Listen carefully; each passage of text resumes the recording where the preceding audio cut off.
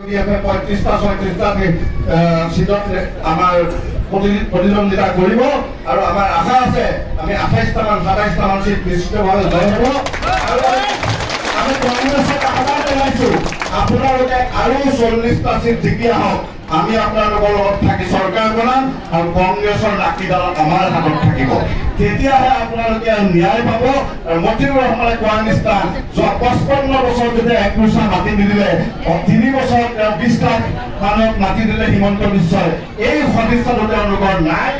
আগলৈ নাথাকিব সেইকাৰণে কংগ্ৰেছৰ লাঠিডাল যদি আপোনালোকৰ হাতত ৰাখে ইউডিএফৰ জৰিয়তে তেতিয়াহ'লে আগলৈ আপোনালোকৰ সুৰক্ষিত হৈ থাকিব উন্নতিও হ'ব আৰু সেইকাৰণে আপোনালোকৰ সৰ্বাংগীন বিকাশ আৰু এই বিনাকান্দি সমষ্টিত 26ত যাতে